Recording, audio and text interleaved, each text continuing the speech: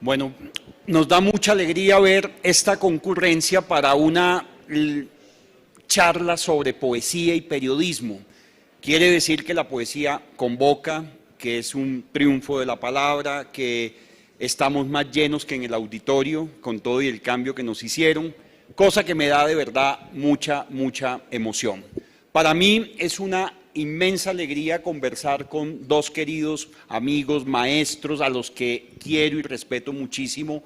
La querida maestra Leila Guerriero, además, que hace parte del Consejo Rector de la Fundación Gabo, y el poeta Luis García Montero, además director del Instituto Cervantes. Vamos a conversar precisamente sobre un tema que inquietaba muchísimo a Gabo, la relación de la poesía con el periodismo. ¿Por qué un buen narrador, por qué un buen periodista debe ser lector de poesía? Y para justificar eso me voy a permitir leer un par de párrafos del brindis por la poesía que leyó García Márquez en Estocolmo. Cuando él recibe el premio Nobel, pronuncia ese bello discurso de la soledad de América Latina, pero en el banquete pronuncia una defensa de la poesía que, como les digo, les voy a leer un par de fragmentos.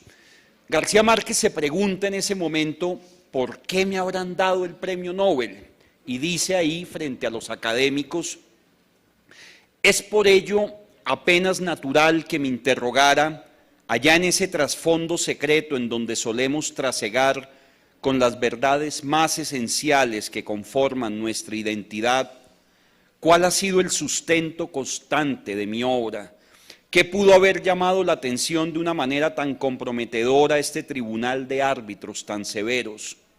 Confieso, sin falsas modestias, que no me ha sido fácil encontrar la razón. Quiero creer, amigos, que este es una vez más un homenaje que se rinde a la poesía por cuya virtud el inventario abrumador de las naves que enumeró en su Ilíada el viejo Homero está visitada por un viento que las empuja a navegar con su presteza intemporal y alucinada.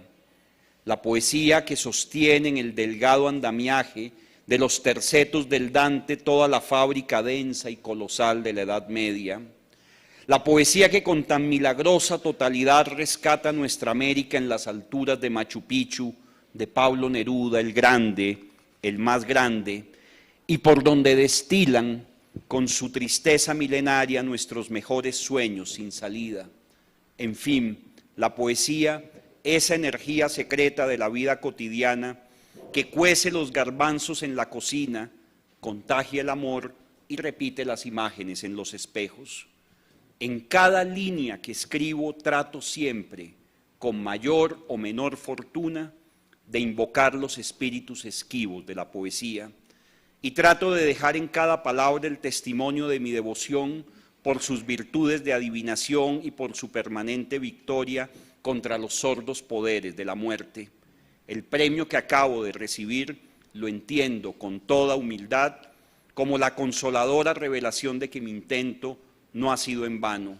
Es por eso que invito a todos ustedes a brindar por lo que un gran poeta de nuestras Américas, Luis Cardosa y Aragón, ha definido como la única prueba concreta de la existencia del hombre, la poesía. Así que, con esta justificación, siempre pensamos con Jaime Abello que la poesía debía tener un lugar y una presencia en este festival. Y qué mejor que conversar con dos maravillosos autores, además uno de ellos poeta, y Leila, gran cronista, pero que además se ha confesado siempre como una gran lectora de poesía. Hace un año estábamos precisamente con Leila, con Juan Villoro y con Ricardo Silva aquí mismo, hablando sobre esta relación del periodismo y la poesía, y Leila mencionó que para ella la poesía era como un relámpago y en ese momento cayó un trueno y supimos que algo mágico estaba pasando entre nosotros. Al final nos expulsó una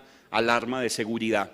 Y quiero empezar por ahí, querida Leila, por esa expulsión del año pasado, cuando estamos queriendo leer un poema y empieza esa alarma, y estábamos hablando precisamente de una columna tuya, La poesía en el teléfono, donde tú además confiesas que cuando te preguntan por qué la poesía, tú dices, pues es que si me preguntan por qué respiro, es lo mismo.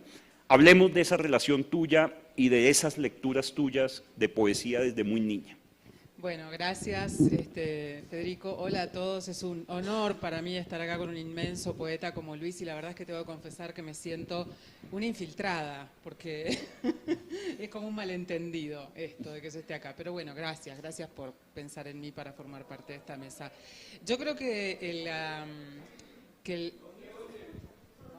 está prendido esto, ¿eh? Hola, ¿ahí se escucha mejor?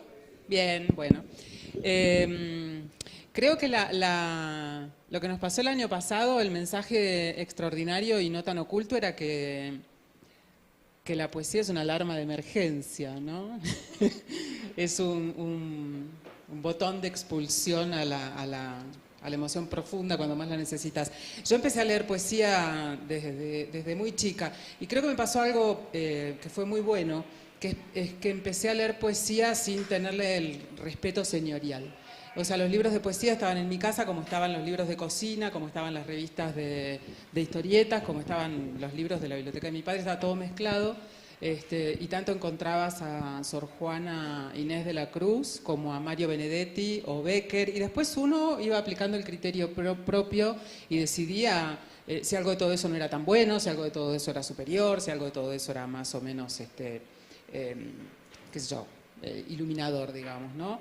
Y creo que tuve la suerte de leer muy chica libros que entendí muy bien, porque cuando uno es chico, es una persona demente casi, ¿no? Entonces creo un poeta como Rimbaud, por ejemplo, que es un poeta, podríamos decir difícil para resumirlo en una palabra muy torpe para hablar de él, pero por ejemplo, yo viajan adentro mío desde esa época, siendo muy chica, versos sueltos, ¿no? Como toda luna es atroz y todo sol amargo, por ejemplo, que es un verso de Rimbaud, que no sé, se me fueron quedando pegados y yo creo que los entendí bien y mejor a esos poetas, o a T.S. Eliot, La tierra yerma, La tierra baldía, que también leí siendo, no tan chica, pero a los 14 años, es un poema confuso, al que con los años he regresado y he estudiado cómo se editó, una cosa que me parece increíble, cómo se puede editar una poesía, ¿no? O sea, sí se edita poesía, pero no comprendo cómo alguien puede decirle a un poeta, ¿no? Entonces creo que ese acercamiento mío a la poesía fue un poco salvaje, un poco cerril, muy silvestre, sin ningún tipo de guía, comprando libros de viejos en las librerías de viejos, o sea, libros viejos en las librerías de viejos, que es la colección de Losada, todo Neruda, todo Alexandre. Creo que el único libro que me robé en toda mi vida fue un libro de Vicente Alexandre que se llamaba La destrucción o el amor, puede ser. Y no tenía plata, entonces me robé ese libro, fue el único libro que me robé en la vida. Pero para mí la conexión con la poesía, bueno, creo que pasa con muchos textos, ¿no? Que hay poemas que uno no comprende en un momento, pasan 20 años y los lees. Es muy bueno tener penas de amor para leer poesía, sí. Eso lo recomiendo mucho. Querido Luis, mira lo que dice Leila de su... A mí me ha dado pie porque estoy viendo ahí dirección biblioteca a tu despacho. Creo que tengo ahora el derecho, porque nunca he robado un libro, de entrar en tu despacho a ver lo que me llevo. Sí, ahora, por favor, no se vayan a llevar los libros de esta biblioteca. Pues no, eso, digo de tu despacho, de tu despacho. Este es un espacio abierto para todos.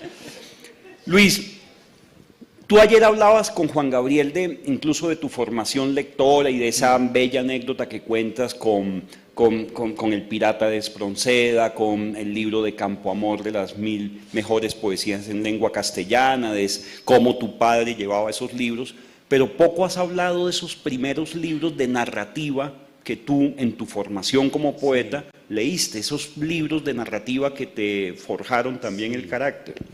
Sí, es verdad, porque uno empieza leyendo. Yo cuento que empecé a leer poesía porque mi padre era un buen lector, le gustaba con voz teatral pues leer La canción del pirata o leer un poema de Campo Amor, y como además los escritores solemos ponernos muy pedantes, y cuando te preguntan ¿usted por qué se hizo escritor? Es que yo leí la versión de Shakespeare de no sé cuánto, la versión de Goethe, tal. Yo digo, bueno, por la canción del pirata de Espronceda, que es una cosa que se sabe mucha gente de memoria, ¿no? Pero es verdad que cuando uno se hace lector pasa de los géneros, y yo leí mucha literatura juvenil, infantil, de Enid Blyton, por ejemplo, y me hice muy lector de Galdós, leí los episodios nacionales de Galdós, y fíjate, pues Galdós fue alguien que durante mucho tiempo se ganó su vida también como periodista, y que muchas de las reflexiones más interesantes que él después convirtió en novelas sobre la historia de España tienen que ver con lo que había mirado y había pensado ejerciendo como periodista, ¿no? Y quizás sí, el primer escritor no infantil o no juvenil que yo leí pues fue Galdós. Y después mi primer libro de poemas se titula Y ahora ya eres dueño del puente de Brooklyn, porque me hice muy lector de novela policíaca y leía a Chandler, leía a Hammett. Me gustaba esa novela negra que contaba una historia pero que te hacía mirar la realidad, y que no era el crimen de alguien malo que fuera de contexto cometía un crimen, sino que a la hora de comprender el crimen tenías que saber cómo se vivía, cuáles eran las costumbres, cuál era la situación social de la víctima o del asesino. Y me hice también muy lector de novela negra, y por muchas razones en mi vida pues sigo normalmente leyendo quizá más narrativa y por supuesto más periodismo que poesía. Ayer hablábamos con Héctor Feliciano y me decía que su tesis de maestría había sido sobre César Vallejo. Está aquí la periodista Diana López Zuleta, que su libro Lo que no borró el desierto tiene un epígrafe de Ana Blandiana, y donde ella siempre estuvo cuidando el ritmo poético en la escritura de un libro que es una crónica. El escritor Germán Espinosa decía que él escribía un soneto por las mañanas a manera de calentamiento antes de meterse a escribir una prosa novelística. Y así tenemos muchos casos de narradores que han manifestado precisamente esa cercanía con la poesía. Entonces parto con una pregunta que también le hicimos el año pasado: ¿por qué un cronista, un reportero, un redactor que está en el vértigo de la sala de redacción de un canal, de un periódico, de una emisora, por qué debemos invitarlo de alguna forma a que lea poesía, a que tenga esa relación con las palabras desde la poesía? Mira, yo creo que tiene que ver en realidad con las relaciones de la literatura en general con la vida y con el mundo, y eso afecta tanto al narrador como al cronista. La labor de un historiador es muy importante y tiene que ver con el análisis teórico y con los documentos que fijan una realidad, unos datos, unas fechas, unos resultados, pero la literatura quiere aportar desde su mundo la vida que hay debajo de las historias, y de pronto pues saber que si hay una guerra en las Malvinas, aparte del número de muertos, pues Leila escribe un libro, La otra guerra, donde de pronto se puede ver también qué soldados fueron, qué madres se quedaron sin hijos, qué pasó mientras se discutía si se buscaba o no se buscaban los cadáveres. Y entonces, frente a los datos de la historia, ocurre esta guerra, pasa estas cosas, hay estas víctimas, de pronto entras en contacto con la vida de la gente y ves que la historia se encarna en personas que tienen miedo, que tienen sufrimiento, y yo creo que esa es la gran aportación de la literatura en general. La novela crea ficciones, y cuando es novela histórica, ayer hablábamos con Juan Gabriel, uno sabe que no puede mentir haciendo que de pronto un dictador cometa un crimen que no ha cometido, o que se acabe una dictadura que no se ha acabado. Uno no puede mentir, y en eso yo creo que hay una identificación entre el periodismo y la literatura. Lo que sí puedes es tener una imaginación moral que no tiene que ver con la mentira, sino que te puede llevar a pensar en qué es lo que ha sentido en un momento determinado alguien, o qué iba pensando alguien mientras viajaba hacia el lugar donde tenía que tomar la decisión, y con imaginación moral intentas indagar en la persona, en el ser humano que hay debajo de ese acontecimiento. Y por eso en la novela pues añade la mirada humana al personaje y el intento de conocer lo que hay de humano debajo de una fecha o debajo de una actitud. Y en el fondo, al final de la cadena, pues la poesía es un poco eso. Dentro de la literatura es un género que, con todas sus modestias, lo que intenta preguntarse es qué digo cuando digo soy yo, o qué digo cuando digo te quiero, o qué me está pasando en una situación determinada. Y esa raíz es la misma que sostiene, creo yo, la importancia de la literatura, la importancia de contar la vida, aunque el argumento sea histórico, y la importancia, por ejemplo, de que cuando Leila haga una crónica, pues en vez de decir pasa esto, empiece por fijarse en los calcetines que lleva el pianista que va a tocar el piano, y a partir de ahí no solo se cuenta un detalle, qué curioso que el pianista tenía estos calcetines, sino que a lo mejor diriges la mirada a otra cosa que te permite comprender humanamente la situación y que te informa más allá de los datos, ¿no? Y yo creo que esa es la hermandad que hay, y por eso alguien como García Márquez defendía la poesía, y por eso hay tantos narradores que se dedican a la narrativa, pero que ponen una cita de poesía y se declaran lectores de poesía. Bueno, sí, además de todo lo que mencionó Luis, yo creo que no se le puede obligar a nadie a leer poesía, pero yo creo que hay mucha gente que se acerca a la poesía quizás, o la tiene a la poesía detrás de una especie sí, o en una especie de sitio demasiado reverencial, ¿no? Un poco al contrario de esto que yo decía al principio, como entrarle a la poesía de manera irreverente. Yo a lo largo de los años supongo que he ido buscando distintas cosas en la poesía, o he ido acumulando cosas que voy encontrando en la poesía. Yo soy muy, yo entro a saco, digamos, y entro a robar a la poesía, mucho. A robar texturas, a robar colores, a robar atmósferas. Entro a robar precisión. O sea, me parece que la poesía, si uno escribe, si uno tiene un gusto por la escritura, es porque considera, o yo por lo menos considero, que las palabras no son intercambiables. No da lo mismo escribir rostro que escribir cara. A veces vas a escribir rostro, a veces vas a escribir cara, o siempre vas a escribir cara y vas a decidir talibanamente, casi como un manifiesto, nunca utilizar la palabra rostro. Bueno, para mí eso es importante, y yo encuentro en la poesía esa forma extrema de precisión, digamos, de encajar cada palabra donde debe estar. Allí cuando sale bien el artefacto, ¿no? Digo, no cabe el sinónimo, no cabe la posibilidad de haberlo hecho distinto.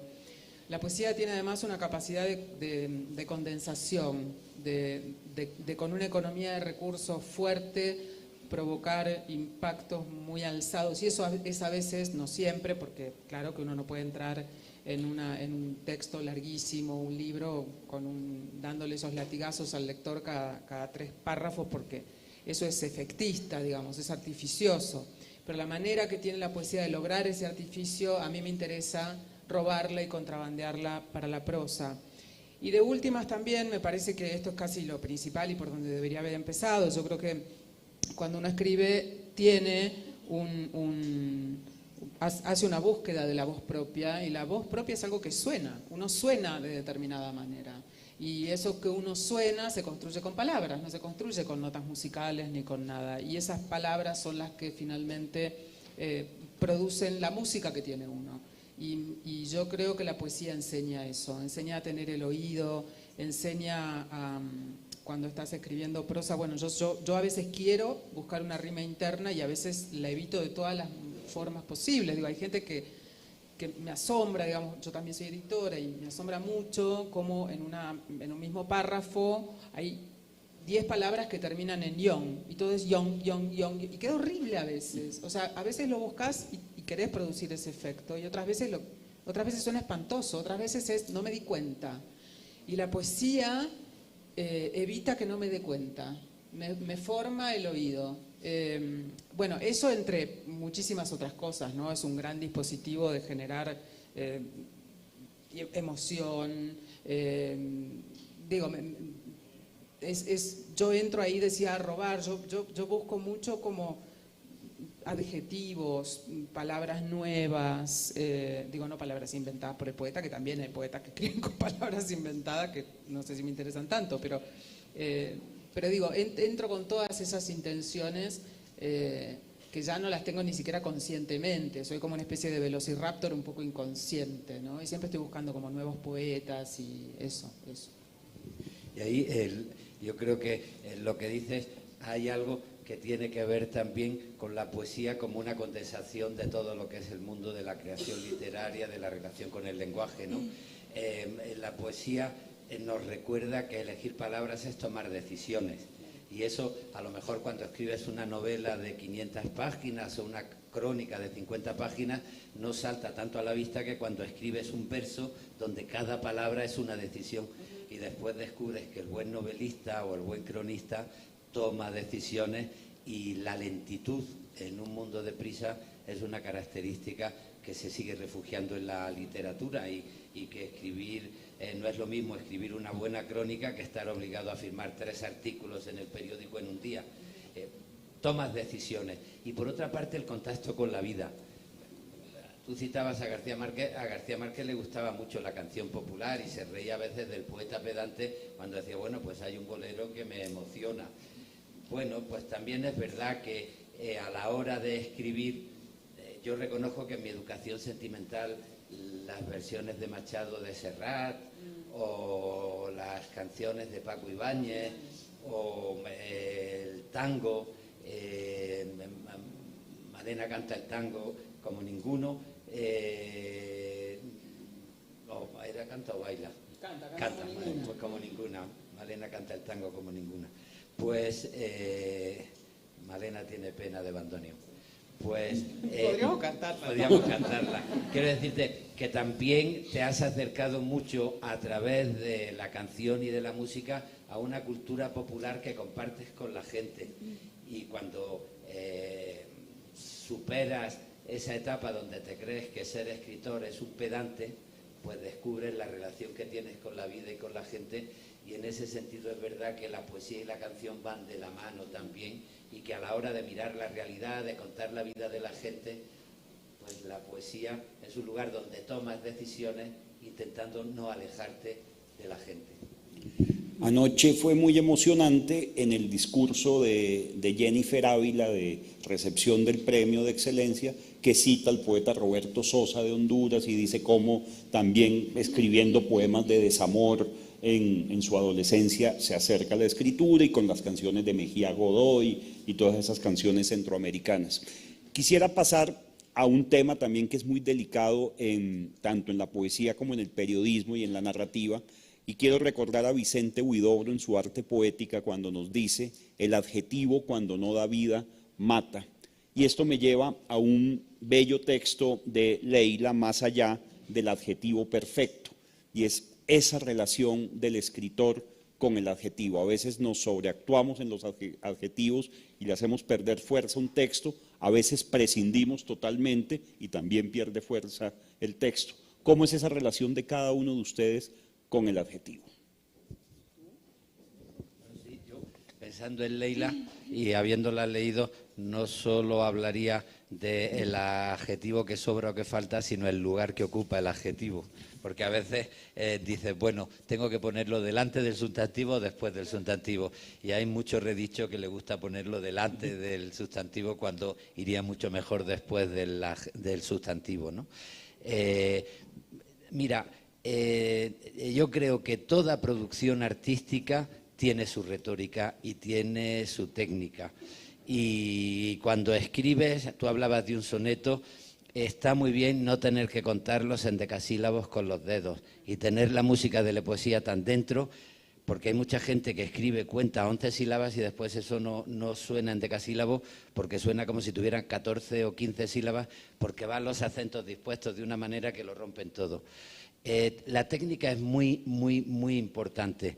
Lo que pasa es que a veces la técnica sirve para comunicar, abrir los ojos, tener emociones, expresar lo que quieres decir, y otras veces la técnica se enfanga en sí misma y lo que hace es una retórica donde pierde protagonismo el sentido de lo que quieres decir para crear un espectáculo exterior de cómo lo estás diciendo, ¿no? Y en ese sentido ya hay gustos para muchos tipos. A mí me gusta la técnica que crea efectos de naturalidad, pero inmediatamente me gusta decir también que esos efectos de naturalidad a veces cuestan muchos más minutos de trabajo y cuesta mucho más trabajo que inventarte un artefacto que suene muy, muy, muy raro. Y en un poema, por ejemplo, que te suene a una conversación íntima con tu propia conciencia y que tenga la música de la conversación natural, a veces es mucho más difícil que escribir un soneto rebuscado y barroco, porque un escritor que se ha tomado en serio su trabajo, lo primero que aprende es la técnica, y en ese sentido a veces resulta más fácil dar un espectáculo técnico que encontrarle un sentido nuevo a la mirada sobre el mundo que día a día vas teniendo, ¿no? Sí, yo creo que uno va pasando por distintos momentos y esto tiene que ver también con esa cosa tan difícil de entender de dónde viene y hasta dónde llega, que son las influencias, ¿no? Yo tuve periodos de adjetivación horrorosos, o sea, de los que me arrepiento, debería ir en procesión a alguna virgen en algún cerro y pedir disculpas, porque era, claro, digo, son, no sé, de pronto el choque con algunos escritores muy frondosos. Bueno, García Márquez, uno de ellos, digamos, lo utilizaba muy bien, por supuesto, pero hay como toda una técnica para desarrollar esa adjetivación que yo llamaría como sorpresiva, ¿no? O sea, poner un adjetivo inesperado, con un sustantivo que no, y yo abusé de todo eso y me arrepiento. Pero por otra parte me arrepiento y no, porque si no lo hubiera hecho, no hubiera gastado el recurso y el recurso no me hubiera gastado a mí de alguna manera. Tuve toda una etapa también muy braisecheniquiana, en la cual también había adjetivos para dar y regalar. Pero en principio yo creo que cuando uno aprende, como mencionaba Luis, un poco el dominio de la técnica, no se puede aferrar a no voy a poner ningún adjetivo o todos mis adjetivos van a ser insólitos y novedosos y la gente va a quedar dando vueltas en el aire de lo raro que escribo, porque tiene que ver con el tema que abordes. Luis mencionaba recién un libro, gracias por mencionarlo Luis, que se llama La otra guerra, sobre un cementerio en Darwin, en las Islas Malvinas. Bueno, ese libro tiene muy pocos adjetivos. Creo que el único adjetivo que tiene es al final, que dice que una señora tiene las uñas pintadas de un violeta cansado. Bueno, digo, ese adjetivo cansado de alguna forma trata de reflejar un poco el estado del alma de esa mujer, no de las uñas, digamos. Pero, bueno, uno apela a un lector inteligente, ¿no? Como que se le cansaron las uñas a la señora. Digamos, entonces ese libro está como muy porque la historia era tan trágica, no viene al caso que la cuente, pero básicamente hay muertos no identificados y personas sufriendo por esa no identificación y problemas de toda clase. No tenía ningún sentido, para mí no hace sentido subrayar la tragedia con un estilo sumamente encendido y rebuscado y qué sé yo. Pero de pronto estaba releyendo el otro día un prólogo que me gustó mucho hacer a 3 trabajos periodísticos de David Foster Wallace. Y ahí sí hay una adjetivación que es hija de David Foster Wallace, claramente, por no decir robada a David Foster Wallace, que son 3 o 4 adjetivos encadenados y un pobre sustantivo suelto por ahí, no se sabe bien dónde, y el verbo donde está lo buscaremos en algún momento. Me gusta eso también. Y hay una prosa que utilizo para escribir algunas de estas columnas que salen en el diario El País, que es muy distinta, es mucho más encendida y mucho más adjetivada que la prosa que utilizo para una crónica de 50.000 caracteres o un libro de 400 páginas, porque, digamos, la condensación de esos textos a veces necesita lo que quiero decir ahí en tan poco espacio, que son 321 palabras, necesita una condensación como muy fuerte. Pero digamos que no soy como, ya dejé, como en la primera juventud, de buscar adjetivos raros por todos lados y que eso se transforme en un puro artificio, ¿no? A mí me resulta muy incómodo cuando entro en un texto y encuentro que el autor o la autora, sí, se pasan de listos, pero sin darse cuenta, eso es lo triste, ¿no? Creyendo que son geniales. Y fíjate que el hallazgo literario lo que te emociona es cuando de pronto ves un adjetivo que es insólito y que es natural al mismo tiempo. Quizá el ejemplo más claro sea el de Borges de la lluvia minuciosa, ¿no? Bruscamente la tarde ha clareado porque ya cae la lluvia minuciosa. ¿Cae o cayó? La lluvia es una cosa que sucede sin duda en el pasado. Y entonces empiezas a pensar en la lluvia y dices, pues es verdad que es minuciosa, porque empieza en la ventana a golpear y cae gota, gota, gota, gota, gota, gota, es minuciosa, pero a nadie se le había ocurrido llamarle minuciosa a la lluvia, ¿no? Y cuando se consigue eso, pues de pronto comprendes la riqueza del adjetivo a la hora también de comunicar sentido, porque después ese soneto lo que hace es decir todo lo que cabe en las palabras. La lluvia no es solo un fenómeno atmosférico, es que a mí me lleva a una casa donde había una parra, donde yo oía a mi padre, y eso te lleva al pasado y te lleva a preguntar ¿dónde cae la lluvia? Pues quizás está cayendo en el recuerdo que yo tengo de mi padre cuando me hablaba debajo de la lluvia, ¿no? Y aciertas con el adjetivo, y minucioso no es una invención muy rara. Lo aplicas a la lluvia y es muy natural porque la lluvia cae minuciosamente y te empapa, pero te crea una posibilidad de apertura literaria. Por eso cuando se junta lo natural con lo inteligente, es el acierto y es el milagro de la literatura.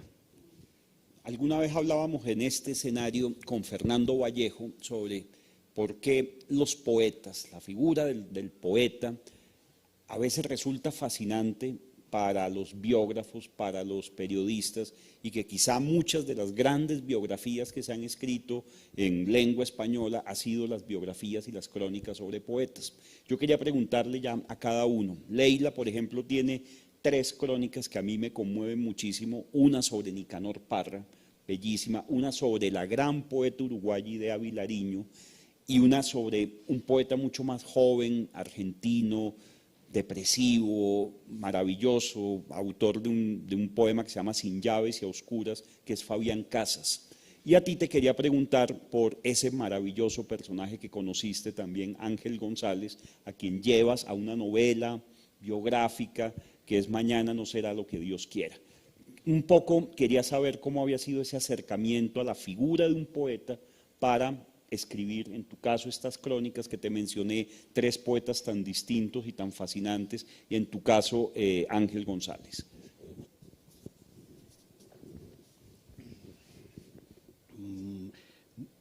Vamos a ver, yo ahí lo que pasa es que tengo que opinar como lector, pero también como poeta, ¿no?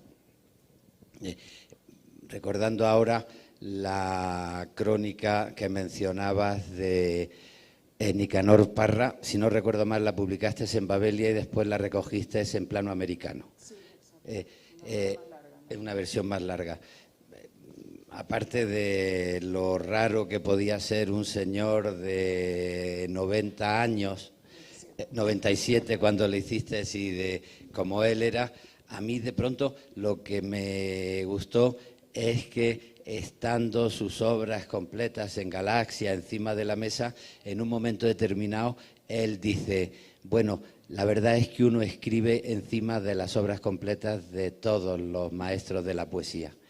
Y eso te lleva a reflexionar cómo la poesía es un diálogo con la tradición, cómo uno escribe y rompe a partir de, ¿no? Y eso a mí me interesó más que muchas de las rarezas de muchos poetas, porque fíjate, Normalmente la figura del poeta ha representado la figura del bohemio, del marginado, y cuando yo empecé a escribir saliendo de una dictadura, lo que me interesó fue reivindicar al poeta cívico. Y la elección de la tradición que yo escogí tiene que ver con Ángel González, pero tiene que ver sobre todo con Antonio Machado, con a mi trabajo acudo, con mi dinero pago el pan que me alimenta. En un mundo donde el poeta era un borracho, un alcohólico, un bohemio, alguien que no trabajaba, pues él se busca una forma de ganarse la vida y habla de la utilidad de la mirada humana y la utilidad de la poesía, pero como un ciudadano más, no como un ser raro, ¿no? Y eso es también la herencia que yo recibí de Ángel González. Al entrar una amiga me recordaba precisamente esa frase de Antonio Machado, porque a mí una vez me preguntaron ¿cuál es su palabra preferida? Y yo dije la palabra despertador. Y les contaba a Leila que dije la palabra despertador porque en cuanto utilizas la palabra amanecer, si te descuidas, en un poeta acaba en un himno, en una gloria, en una invitación a la salvación. Y a mí me gusta más la palabra despertador, que tiene que ver con la necesidad todos los días de levantarte, trabajar y participar cívicamente en la construcción de un mundo, de una tradición que te parece la mejor para la sociedad. Y en ese sentido, pues me identifico más con los poetas cívicos, no necesariamente con los poetas muy comprometidos políticamente, sino de los poetas que utilizan de una manera poética y personal el lenguaje de todos. Porque hay una posibilidad de pensar que la poesía es la invención de un dialecto, de un tecnodialecto, diferente al lenguaje de la sociedad. Y siempre recuerdo la famosa anécdota de Federico García Lorca leyendo El Responso a Verlaine de Rubén Darío, en un momento esteticista de Federico, que cuando llega al verso que púberes canéforas te ofrenden el acanto, decía, qué maravilla, solo se entiende el qué, solo se entiende el qué. Bueno, bueno, tú sabes ahora, bueno, pues yo creo que es importante utilizar un lenguaje personal, que abra miradas, que no repita cosas, pero que no sea la invención de un dialecto solo para poetas, sino que sea el tratamiento personal de un bien común que es el lenguaje de todos. Y ahora me río de mí mismo porque cuando yo empecé, ¿te acuerdas?, a escribir, que nos llamaban poetas de la experiencia, porque hablábamos de la experiencia, porque intentábamos utilizar un lenguaje claro frente a la tecnorretórica de la poesía. Ahora, como responsable del Instituto Cervantes, en el compromiso con la lengua, me descubro defendiendo el lenguaje claro de la burocracia, porque no hay mayor manera de utilizar el poder elitistamente que haciendo rellenar instancias o haciendo formular ideas a los ciudadanos en un lenguaje que no hay Dios que comprenda, ¿no? Y quieres pedir un permiso de residencia y ahora además en Internet te metes y a los 10 minutos lo dejas porque no hay quien entienda el lenguaje que utiliza la administración. Y yo creo que hay que hacer también una administración de la experiencia para que la gente la sienta como suya y no utilizar una tecnolengua que separe la vida de la gente de las cosas que le queremos decir. Por eso me gustan los poetas que si por la noche beben, después no van de borrachos por la vida. Bueno, a ver, ¿qué decir después de esto? Que estoy borracha. Tú tienes que defender el juego que da un poeta raro. Claro, totalmente. No, bueno, hay algunos poetas raros que me gustan, pero coincidimos en el gusto, creo que a mí me gustan. El otro día estaba releyendo un poema fabuloso de Elizabeth Bishop que se llama En la casa de los locos, que es sobre las visitas que hacía ella al manicomio a un poeta increíble que era Ezra Pound. Y lo leía y se lo leía en voz alta a un alumno de mi taller de periodismo, porque yo doy mucha poesía en mi taller de periodismo, y me dice, pero es como el poema Chivita, Chivita, Chivita, ay, sal de ahí, Chivita, Chivita, sal de ahí, de ese lugar. Y en cada verso le va agregando una cosa nueva, ¿no? Y la verdad es que la técnica es la misma, me dio mucha risa eso, como un poema divino y transparente que se puede leer si sabes que está hecho para visitar a Ezra, que está hecho a raíz de las visitas que ella le hacía a Ezra Pound, o no, funciona igual, es un poema que se va internando como una especie de broca, ¿no? En el sentido, cada vez las estrofas son más largas, cada vez es más opresivo, cada vez es más destructivo. Pero sí, a mí me gustan los poetas más transparentes, digamos, ¿no? Con el consumo del alcohol no tengo problemas, digamos. Mira, con esos textos que mencionás de Nicanor, de Idea Vilariño y de Fabián son muy distintos. Yo el de Idea lo hice cuando Idea ya había fallecido. Justamente ella falleció y yo muy pocos meses después me empecé a investigar para hacer el perfil suyo. A Nicanor lo entrevisté a los 97 años y lo que más me impresionó de Nicanor fue que existiera. O sea, yo abrí la puerta de la casa y estaba él con su ropita marrón y qué sé yo, ropita, digo yo, un diminutivo muy mal usado porque el hombre era un tiranosaurio rex, o sea, era una fuerza de la naturaleza, era dramático. Y lo que yo intenté hacer, porque Nicanor te recibía, si te recibía, era muy arisco, sobre todo con los periodistas, y te hacía como el numerito, ¿no? Te hacía como, siempre te contaba lo mismo,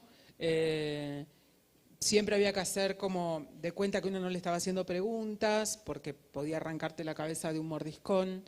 Te hacía como pruebas, te tomaba examen, si sabías quién era este, quién era el otro. No así directamente, pero era capaz de ponerte trampas. No era una situación cómoda.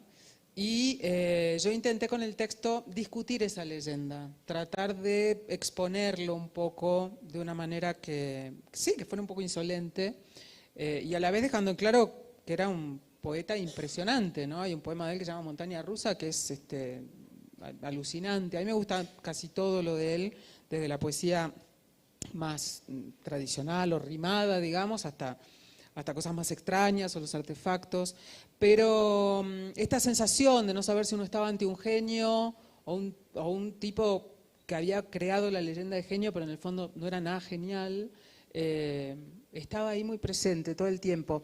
Idea Vilariño, bueno, era una mujer con una, qué sé yo descubrí como muchas aristas en ella cuando empecé a escribir, ¿no? Era una poeta increíble, una mujer también que había creado una especie de personaje público de su propia vida, como hacemos más o menos todos, pero de una manera muy, muy extrema.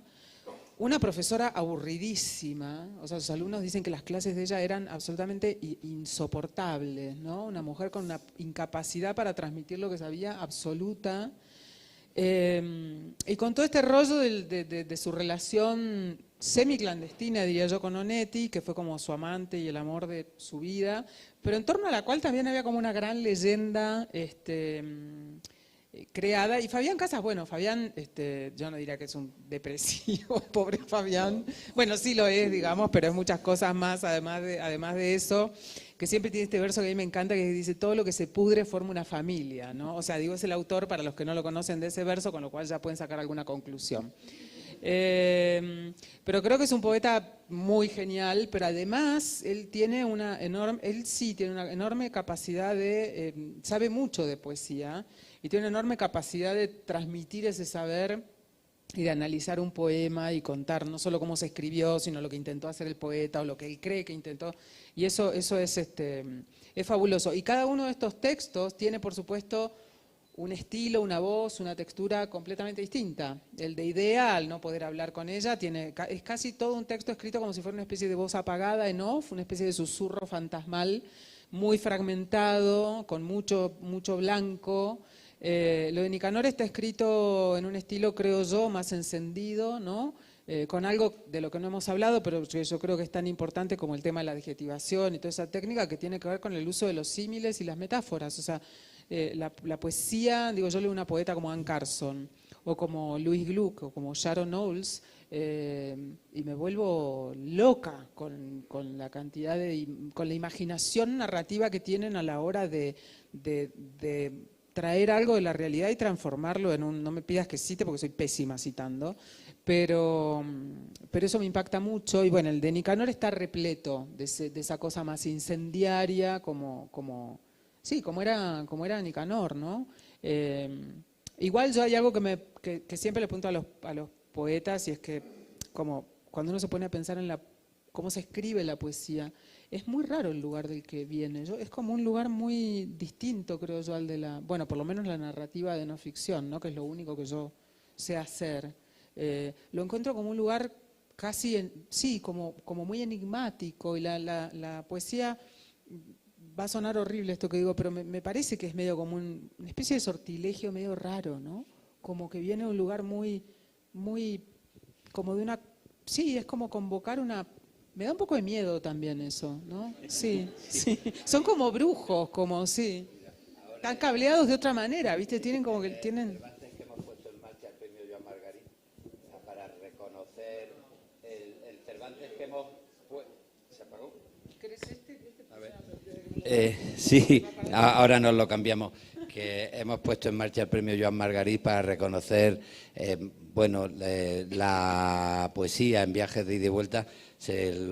Ahora se lo hemos concedido a Sharon Hall, que ha citado ella, y la verdad es que es una poeta que tiene una capacidad metafórica a la hora de mirar la realidad y una metonimia que es maravillosa.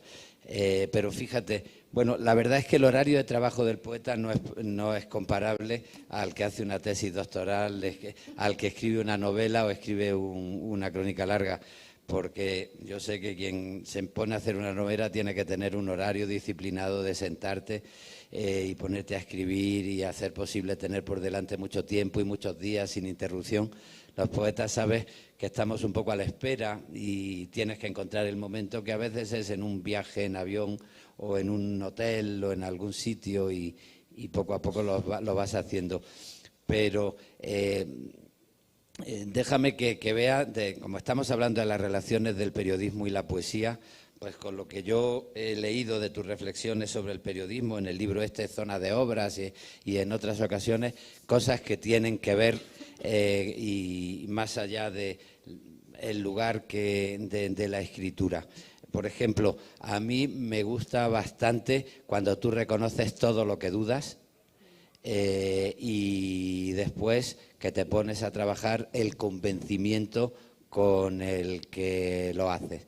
Yo creo que eso tiene que ver con la poesía y puede servir para hermanar la poesía y el periodismo. Frente a las verdades absolutas, eso de comprender que es mejor la duda, la conciencia crítica y mirar el conflicto sin creerte un poseído de la verdad, yo creo que eso define lo mejor de la poesía contemporánea y del periodismo también. Otra cosa que me parece importante, yo ayer citaba a Albert Camus hablando de su reflexión sobre el periodismo en la dirección de Combat, cuando dice, yo no me puedo comprometer a decir la verdad, me puedo comprometer a no mentir. Pues yo creo que eso también tiene que ver con el poeta y con el cronista y con el periodista, frente a los que se creen con el dogma absoluto, están los que no tienen posesión de la verdad ninguna, pero no quieren mentir. ¿Y eso en qué sentido? Pues en el sentido de que uno no va a reproducir una verdad hecha, tiene que mirar, tiene que fijarse en detalles, tiene que vivir una experiencia y a partir de ahí tiene que contar lo que siente sin mentir, que no es la aspiración a una verdad absoluta, pero es la aspiración a contar lo que pasa desde tu propia perspectiva. Y bueno, intentamos en la poesía no creernos hijos de la divinidad, sobre todo los poetas cívicos, sino contar lo que vemos sin mentir. Y hay otra tercera cosa que es divertida y que tiene que ver ahora, porque desde hace siglos se ha decretado el fin de la poesía. El fin de la poesía, a veces en coyunturas difíciles, como cuando Adorno escribió después de Auschwitz, no se puede escribir un poema. Y te he oído en algunas intervenciones quejaste de que llevan primero mucho tiempo hablando de la importancia de la crónica latinoamericana y ahora de la desaparición inmediata del periodismo. Bueno, pues yo creo que una cosa que nos hermana a los poetas y a los periodistas, sobre todo a los cronistas, es el saber todos los problemas que tenemos. Los poetas tenemos lectores, no tenemos público y sabemos las dimensiones de la poesía. tener todos los problemas que tenemos, pero estamos convencidos de que eso de que la poesía va a desaparecer es mentira. Mientras exista un ser humano, y lo recordaba García Márquez, va a existir un poeta, porque la ciencia es importantísima. Fijaros con la pandemia lo importante que ha sido la ciencia. La técnica es importantísima. Fijaros lo importante que es pues tener una buena forma de vacunación o una buena forma de quimioterapia, pero cuando estás en peligro de muerte, ni la ciencia ni la técnica te responden humanamente a la pregunta: ¿me voy a morir o no me voy a morir? ¿Se me va a morir o no se va a morir? Y para eso hace falta la poesía. Por estas cosas que estoy diciendo, yo siempre digo, la poesía y el periodismo no van a desaparecer nunca. A ser posible, lo que va a desaparecer es la democracia. Yo en eso ya no estoy tan seguro en el mundo en el que vivo, porque es verdad que existen muchos mecanismos de control ahora de las conciencias que nos convierten en rebaños, y es verdad que se puede intentar sustituir la información por una comunicación de bulos. Todo eso es verdad, pero eso es lo que hará desaparecer la democracia, porque mientras quede una persona en el mundo con ganas de mirar con sus propios ojos y de contárselo a los demás, lo que no va a desaparecer nunca es la poesía y el periodismo. Y en eso me parece que también podemos ponernos de acuerdo, aunque escribir poesía será más raro que hacer periodismo.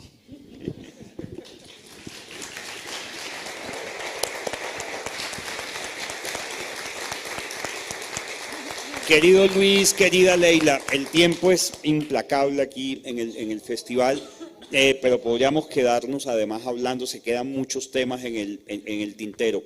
Joseph Brodsky, premio Nobel, decía, el que es lector de poesía se vuelve una persona más exigente con el lenguaje, no va a creer las noticias falsas, no va a creer en los discursos políticos vacíos.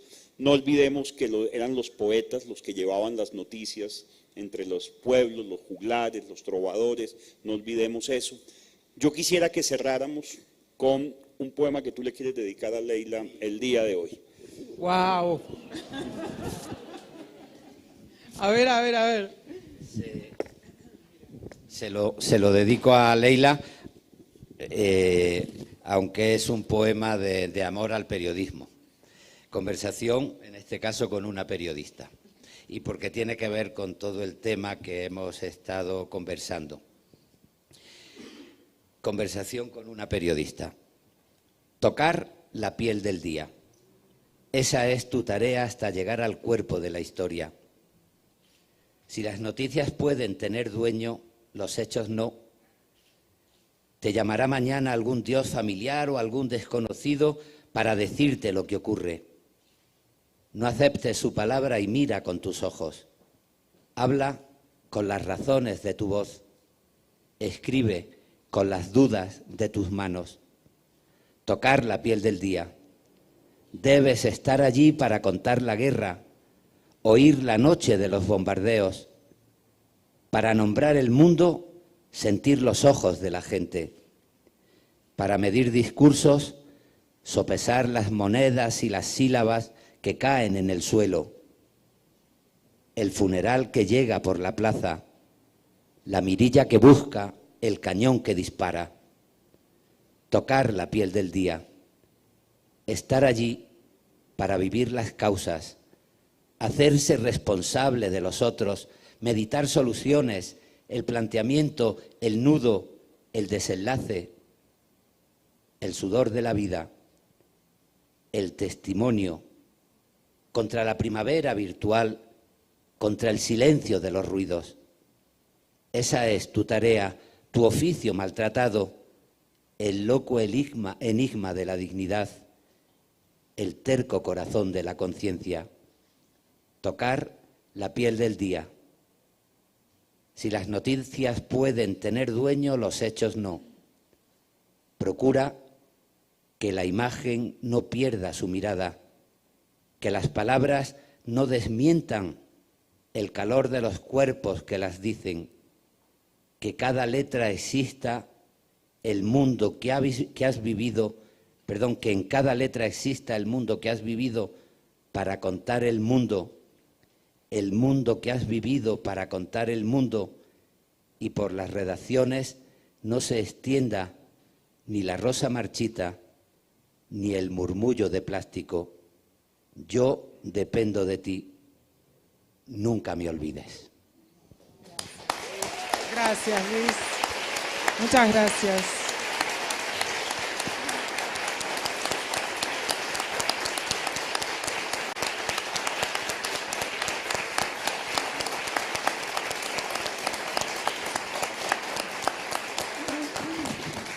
Bueno, muchas gracias. Cuando me pregunten por qué escribo, voy a decir, no sé por qué, pero que logré que Luis García Montero me dedicara un poema.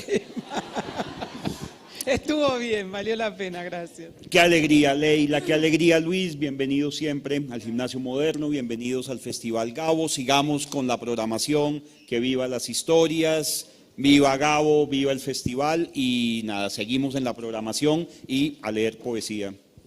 Gracias, Federico. Gracias, Luis.